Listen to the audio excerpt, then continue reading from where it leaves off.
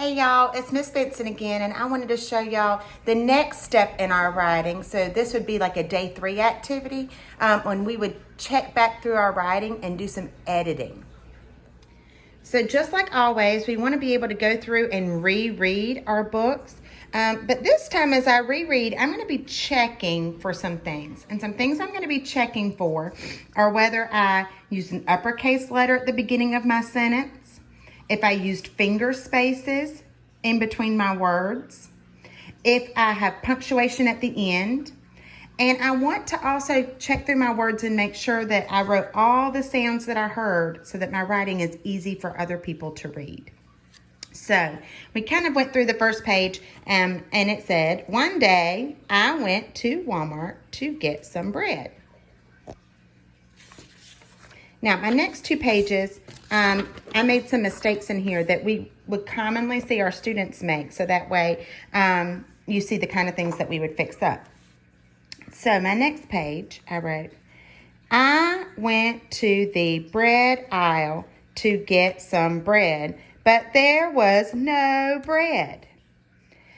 So I'm going to look through, and I have a couple mistakes in my writing, and I wonder if you see the mistakes that I see.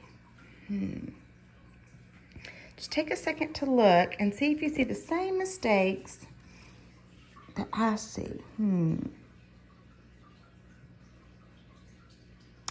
Oh, I see one.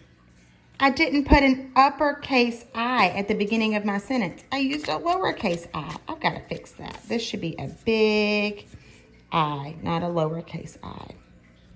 So I've got to fix that. And if you're writing in pencil, you can erase. If you're not writing in pencil, then I'm going to show you what you can do. So I went to the bread. I see another mistake. I've got uppercase letters in the middle of a sentence and in the middle of a word. So these should all be lowercase letters. So if you're writing in a pen, what we encourage you to do is just to cross it out. And we actually let kids write in pens sometimes just because that way we can kind of see their thinking. If they're catching their own mistakes. If they're erasing, sometimes it's hard to tell if what mistakes they're commonly making. And so if they cross it out and they write it, then we can tell, oh, they made a mistake, and this is the mistake they made. And then we can see the way that they fixed it. So, oh, I see another uppercase letter in the middle of a sentence. This one's at the beginning of the next line, but it's not a new sentence. It's part of bread aisle. So it's not the beginning of a new sentence. So it needs to be a lowercase too. So again, if you're writing with a pencil, you can erase. If you're writing with a pen, you can mark out and fix it. Oh, we've got some more uppercases in the middle of the sentence, so we've got to fix those.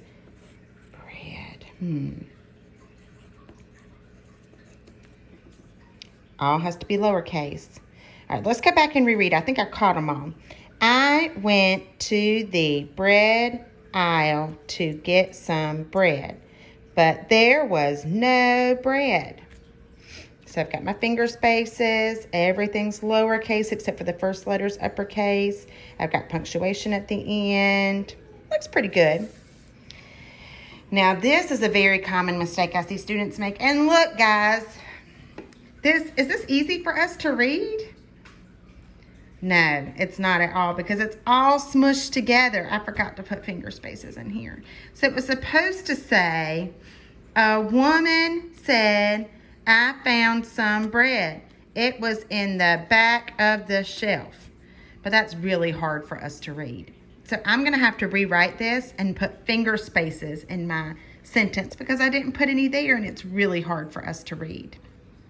So I'm going to work on that and I'm going to come back after I fixed it. Okay, so I fixed up the finger spaces, but I still see a couple mistakes. I see we have not written our uppercase letter here at the beginning. We wrote a lowercase letter, so I've got to fix that up too.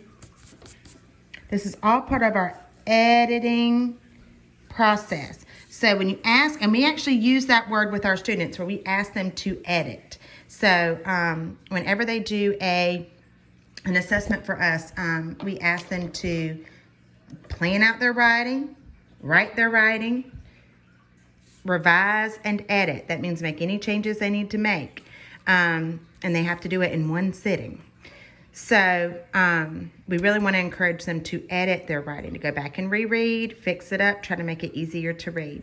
And I also didn't write anything up here where the woman was talking. So I need to write here. She said, I found some bread. So I can write that up here in my speech bubble. I found some bread. So now I've added in some more words there. We can also add in labels during this process. So I might label this as, doesn't really look like it, but that's one reason why we like labels. This would be bread. So I can label that as bread. I can add in my label. This is still the bread aisle. And so then, after I get done with my whole editing process, I would reread it and make sure I've got all the words the way I want them to be. We do a lot of rereading. One day, I went to Walmart to get some bread. I went to the bread aisle to get some bread, but there was no bread. A woman said, I found some bread. It was in the back of the shelf. I found some bread. I got a loaf of bread and I was happy. So, I know you're wondering, when do we color? Well, now is a chance when they can go in. Once their writing is done, that's when we would encourage them that they want to add these kind of details into their pictures. So, drawing's important in their writing, and we want them to be able to draw and to illustrate their books. But we want to make sure they're also taking their time to write the words and to edit their writing, so they don't just rush into the picture and then leave the writing out. So now they could go in, and I'm going to add in my hair is brown. I would add some clothes on my person, because it's me. So I'd be wearing blue jeans. Today I'm wearing a pink shirt. I don't know what I was wearing that day. If I could remember, then that's what I would want to color it.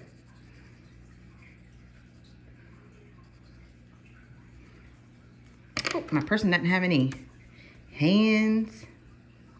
They would need some hands. And they also don't have any feet. I want to make sure I put some shoes on my people. And sometimes developmentally, we see kids draw little bug people. That's what I like to call them, little bug people.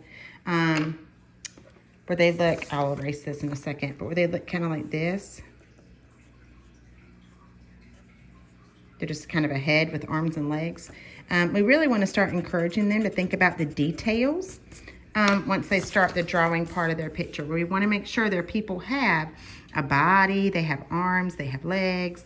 We want them to think about what that picture would look like, what that scene looked like, and draw exactly that on their page. We've had some lessons about that too. So I could start then going through and adding to my pictures. And I'll show y'all that kind of as we get through for what a finished piece would look like. So thanks guys for watching. Please add any comments down below about any questions you have, and I'll take a look at them. Thanks so much. Bye.